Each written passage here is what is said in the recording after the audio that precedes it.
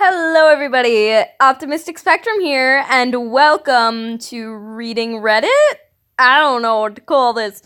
Anyway, today I decided r/entitled parents would be the best way to go, since that is my personal favorite Reddit. And I didn't touch that. So I'm actually going to start reading from the top and maybe find some lower ones, because I'm curious about this one. EP, entitled Parent. Wake your kids so my boy can have her toy. Edited into paragraphs. Sorry for the initial text block, guys. No, I'm German, so this is translated. This has also happened a month back, and I'm recalling the events. Long story, bear with me. You will be shaking your heads. I'm a 21-year-old female babysitter, and I have this girl, let's call her Mia, whom I watch at least once a week, plus whenever the parents ask me to help out. Mia is 8 now, and I started babysitting her when she was 4 months. Yes, I was 14 at the time. The family is great, and Mia is a really easy kid. We are like sisters. I never rose my rate, so keep in mind that I've been working for 150, what is that, euros? Hold on, I don't know what that is.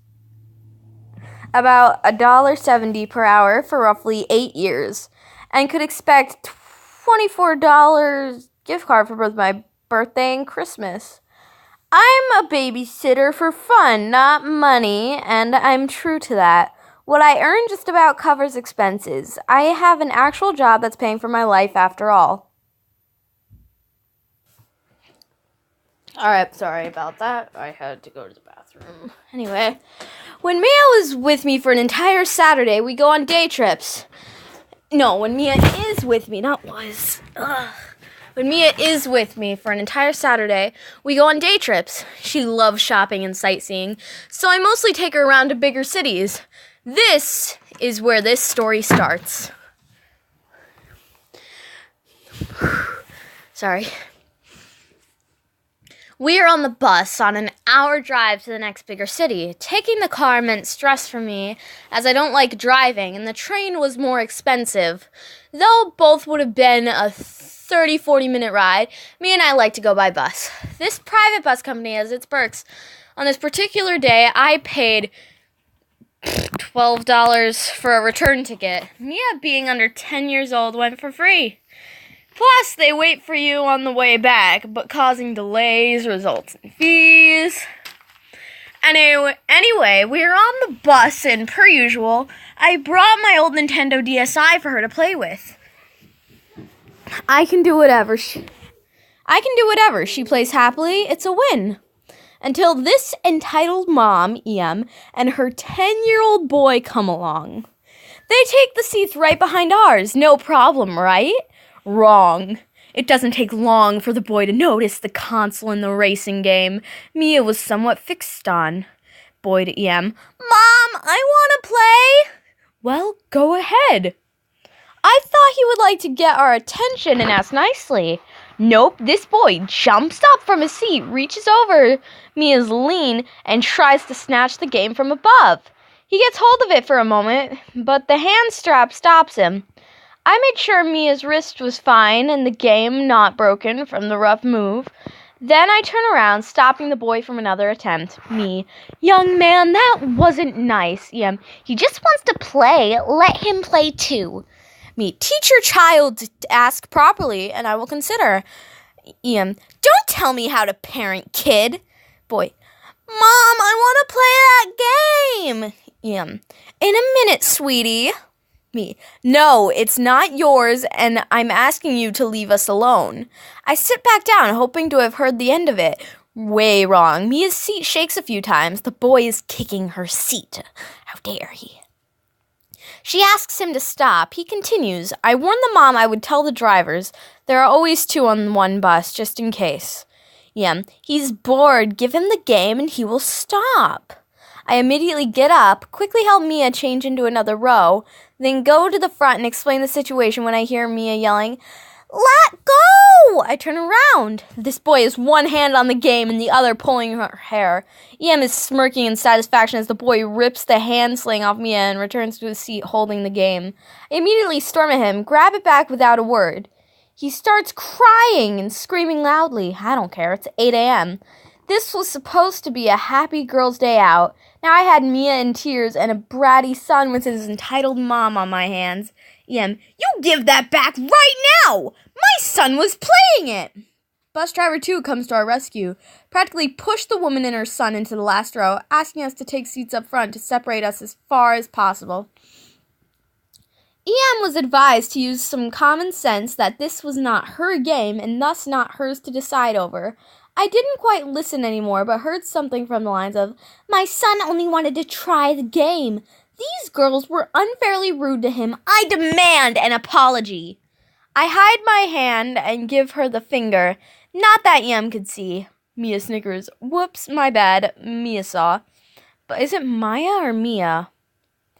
But Mia was already smiling and starting the game again. Fast forward to the end of a successful shopping spree. We were signed for the last bus back. 7 p.m. departure. And 10 minutes early, I let Mia choose the seats as per usual, pretty much up front. There were 2 other couples waiting already and a third arriving with us.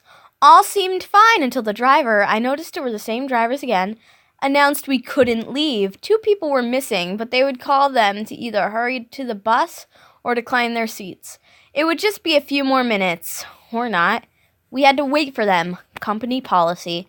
7:35 p.m. My nightmare comes true. EM and some walk up to the bus, not hurrying at all. Ice cream cones in hands. No messy food on the bus. They had to finish outside. Again, not hurrying in any way. 7:45 p.m. Head count. We can finally drive back. Everyone is on board, and everyone on board is annoyed by the delay. EM and son probably took the seats in the other aisle, yet right behind us on purpose, but I wasn't going to say anything yet. Lesson learned, I hoped. Bus driver 2 was driving now. Driver 1, Dio, comes up to the mom. Dio, "Ma'am, sorry to bother you, but you caused a 45-minute delay, and according to our terms and conditions, the company will fine you for that." Fine me? What, for a few minutes? No way. I was told there would be a ride home waiting for us, and that's it. Dio, I'm sorry, but you knew that beforehand. It's in our TS and CS. No one told me that. Dio, you agreed to it, ma'am. The company will mail you everything. I need your ID, please. No. I'm afraid I will have to involve police then. He goes back into his seat. The boy shows up next to me. Boy, I want that game. Me, I told you this morning. It's still no. He pulls a sad face, but goes back to his mom. It's semi-dark outside. Mia is laying spread over her seat in my lap. In my lab. Lap. Not that I cared. She was tired, and I expected her to fall asleep while playing. And she did, face buried in my jacket that she had folded like a pillow on my lap. I turned the game off, but with the sling on Mia's wrist, I can't put it away. EM suddenly hovers over me. She is done playing. Me, so? My son can play now. Me, no he can't. It's my game. Come on, just give it to him. He wants it and you're too old for it anyway. That is a reoccurring thing I've seen. It's like, you're not too old. You can never be too old for video games. Like, come on. Me, I don't care. It's my game. I said no, so please leave me alone now. What gives you the right? She's practically yelling. I'm worried she might wake Mia and that I could end up with a cranky, tired child. Me, I own it. Do me a favor and don't wake her. She's asleep. She doesn't need the game right now. Me, ma'am, the game is tied to her wrist. I would have to wake her to get it, and in any way, I would be playing then. Not your son. It is my game, and if I have to tell you again, I will ask the drivers for help. You know I'll do it. Driver 1 turns around to us, giving her a stern look. I figured he was listening. EM and son moved a few rows back. I thought she was defeated. Again, I was wrong. A few minutes later, I was occupied with my phone, texting back and forth with a friend. I wasn't paying attention to anything else, but watching Mia didn't fall off the seats whenever she moved. I didn't think much of the tiny hand on my leg at first, since Mia's left arm was somewhere around there. Then Mia shoots up with an eardrum-shattering scream. I nearly dropped my phone in shock. There's the boy, right between my legs. He had crawled up under her seats from behind to come up and probably try to snatch the game. That was his hand on my leg, and Mia had woken up to him staring right into her face mere centimeters away. The driver was cool enough not to cause an accident due to the scream, but stopped the bus as soon as he could. Both drivers were furious. The boy was crying. EM is screaming at Mia and I for making him cry, all while I'm unable to grasp the situation for a moment, holding the shaking 8-year-old. A man from the other couples gets up and manages to somehow silence the situation entirely. EM, this selfish girl scared my baby. She purposely screamed right into his face. Dio, ma'am, why was your son underneath her seat? EM, I want this girl off the bus now. DT, driver 2. Ma'am, please answer the question. Why wasn't your son seated? EM, he's a good child. He can do whatever he wants. Boy in tears, I want the game, Mommy. EM towards me, you owe my child that game now. Bye. I ignored the insult. I had to calm Mia, trying not to explode in anger myself. I was so mad I wanted to punch something. The boy tried to reach for the game again. I had it with him. Admittedly, I didn't want to push him away as hard as I did, and I know I shouldn't have pushed him back at all, but since he only fell against his mother, I couldn't have cared less. I got up, face bright red, taking deep breaths as to not completely losing it.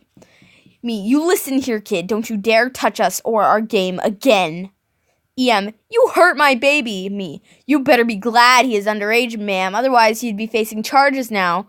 Multiple attempts to steal my game, for starters. And the way he crawled up beneath us, I could probably make a sexual assault out of that, too. Also, Child Protective Services would be very interested to learn you even encouraged your son. Yes, I could have done that with him underage. But let's be honest, he was probably the victim of this woman's miserable parental guidance. And I wasn't going to ruin his life more, though, then and there. I very much wanted to.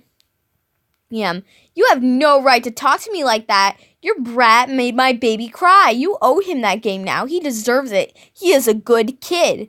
She wanted to get past me herself now. Behind me, Mia still had the game. I didn't care for the game itself anymore, but she would probably hurt Mia trying to take it. Now, I'm 5'9" and roughly 70 kilograms. I'm one straight noodle, and I really don't look like much. But I'm the only girl on an all-male rugby team. I take on guys bigger and older than her, and Mia knows that. She's seen me play. Mia, do your trick! My trick. I can throw people over out of a stand pretty bad. That's my standard move, but I couldn't do that now. I've already overreacted pushing the boy. Both drivers and the man held the woman back. She was screaming and thrashing around, throwing punches and insults all over while demanding I gave her son that game. The other 2 men came to help taming her. It took a while until she gave in and sat down. Finally, I thought once more, we could get home. I had already told Mia's mom that we would be back late due to delay, but nothing more since our departure. So I have Mia huddled over the seats again, shaking, but sunken into the game again. And I take my phone out to let her mom know we'd be even later. That's when I hear EM whisper into her phone. She's obviously telling police some story about a stolen toy, child abuse, being threatened and cornered by several men, and being too scared to ask for an early drop-off somewhere around. She was absolutely exaggerating and presenting her own twisted version of the story. I asked Mia to let me up, and I go to tell the drivers. They looked mortified, to say the least, and contacted police and their office themselves as well. Now I had to type that out for Mia's mom as short as possible. I didn't want her to freak out about police at the drop-off since she was coming to pick us up. Fast forward 45 minutes later, 8 cops were waiting for us, an ambulance. Mia's mom, who seemed to have introduced herself to police, already along with some elderly man who was there to pick up one of the couples. Mia is happy again, which I was overly thankful for. I was scared dead for this to have some traumatic impact on her. It could have been partly my fault for exploding. She had never really been in trouble, hence had never seen me mad. Mia runs up to her mom. I follow with our shopping bag. EM and son are questioned separately in the ambulance. The rest of us has to answer questions as well. The drivers back us up with the bus surveillance cameras. EM is busted. Both she and her child are banned to ride with the company. She faced charges for a handful of things, encouraging her son to theft, false accusations, and attacking me among them. At home, Mia proudly presented her new fabrics. I have a sewing machine which we work on rainy days, and shirts, all within the shopping money her mom gave her for the day. I pay for myself. In the end, I got off with a warning for pushing the boy. EM pressed charges that were dropped due to the circumstances. The judge figured I was protecting Mia and my property in a heated situation, and the boy's prior actions had made it necessary for me to step in. EM was fined for the entire delay she and her son had caused, 1 hour and 18 minutes in total, and was ordered to accept family assistance, and Child Protective Services were to look over the family situation as well. Mia wasn't affected in any way. Mia's mother was quite understanding and doubled my Christmas gift card. Excuse me. I guess it was somewhat an apology, or a thanks, she said. It was because I risked charges to protect her daughter and taught her to stand up and be strong. This weekend we went on another trip. Boarding the bus heading out, I see a boy in line who looks oddly familiar, but the man at his side doesn't. I forget about it. We drive off. Mia smiles widely as I pull the DSI game from my handbag. 2 minutes later, the effing boy, give me that! Me unsure if it really is things. Me unsure if it really is him. How do you ask for things that aren't yours, young man? Boy, I want that game, now. No, sorry, too rude. Go mind your manners, please. Boy, Dad, she won't give it to me again. This bulky man gets up from his seat. To my luck, one of the drivers is driver 2 from the month before. He recognizes the boy me. DT, young man, I need to see your ID, please. Where is your parent? Father, my son only asked to try the game, sir. DT, yup, that's why he got banned last month. You have to get off this bus or I will have to call the police. Father, I bought tickets for this. I have the right to drive. Police was called straight away. We stopped. The father got arrested for resisting police and fraud. Turns out both he and his son had signed in under fake names. Also his son, who was 11-year-old by now, and needed a ticket, but was signed as 10-year-old and didn't have one. Driver 2 came to me to apologize and see how we were doing. I told him no apology was necessary. I wasn't sure about the boy myself first. I thanked him for resolving the situation immediately. There were a few more kids on the bus this time, and Mia took over the last row with 3 other kids sharing the game, taking turns. They had no trouble at all the entire ride through, and I exchanged contacts with their parents. We are going to meet up in a fun house next week. Friends were made. That's how easy it can be. Honestly, though, even on the second ride, had the boy asked nicely, I would have left the choice to Mia whether or not she wanted to share. After all, it could have been an opportunity to make a friend, and people deserve second chances if you ask me, but no. They felt like he had the right to have my game because he simply wanted it.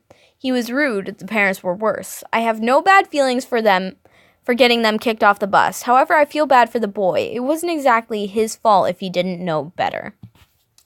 Now, why the hickety-heck are people like this? And that was a really long one, and oh my god, was that the best thing to start off with? I'll upvote that, but geez, can I get that? Give an award. Oh, I don't have any credits.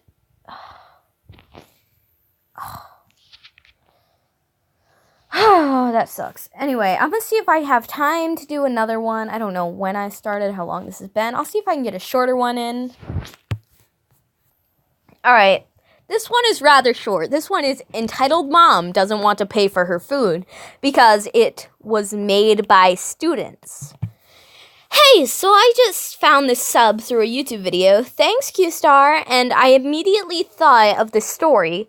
It happened about 2 years ago, so the details are kind of vague. I just filled up the gaps with what I think happened. Sorry if I make any mistakes. English is my second language. EM equals entitled mom. Me equals me. Duh! Okay, so this story happened in my school back when I was in 10th grade. In German schools, there's this thing called Alternabend Lit Parents Evening. Ooh, sounds lit. Where the parents can talk with the teachers about how their children are doing in school.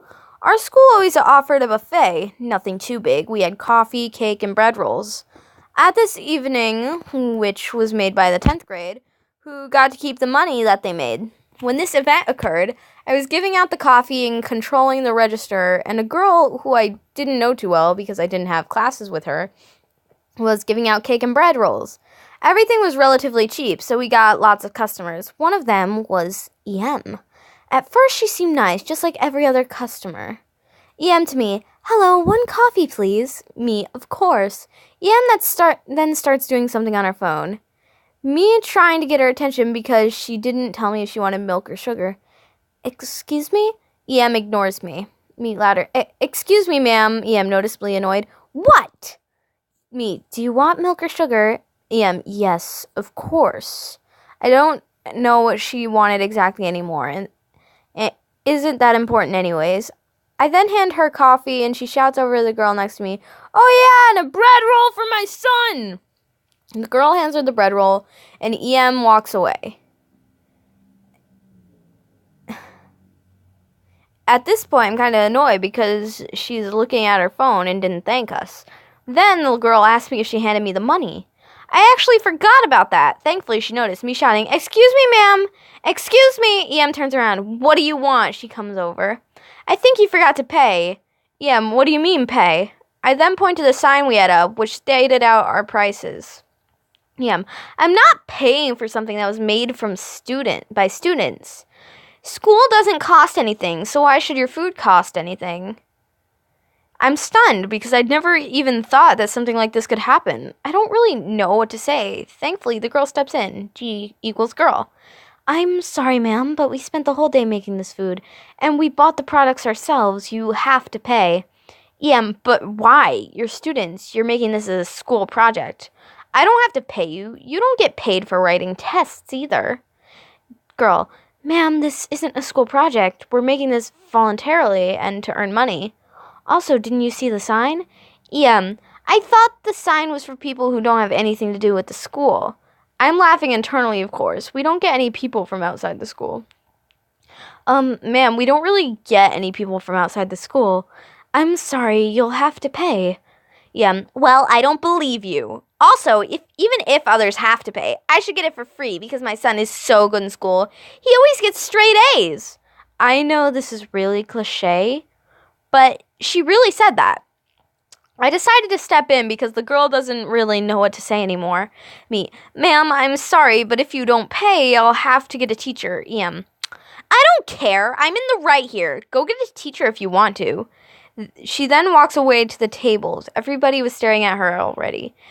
Me and the girl share a confused look. Then I tell her, "I'm going to go search for a teacher." I searched the whole school for about 10 minutes, but I can't find anybody. They're probably all talking with parents. So I decided to go to the 3rd principal. He was really cool and everybody loved him. The other 2 principals weren't this nice. I knock at his door and thankfully he's present. I come in and tell him about the lady who didn't want to pay. He then says, 3P equals him. "Show me to where she's sitting. I'm gonna go talk to her." Me, "Okay." I show him where she's sitting, and he tells me to wait at her stand. They start having an argument for maybe 5 minutes. I don't really remember. They're not shouting or anything, but they do raise their voices from time to time. After they finish talking, 3P comes back with the €2 she owed us.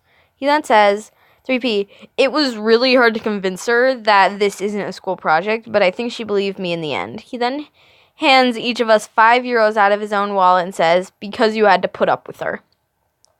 Me and the girls smirk at each other, and we continue working. EM didn't apologize, and I didn't see her anymore. TLDR. Entitled mom doesn't want to pay for her food because it was made by students, and her son is really good in school. I then get a teacher, and he gets her to pay. Hey-ya! Well, that was shorter than the last one for sure. And I really hope you guys enjoyed this. I really hope anyone enjoyed this.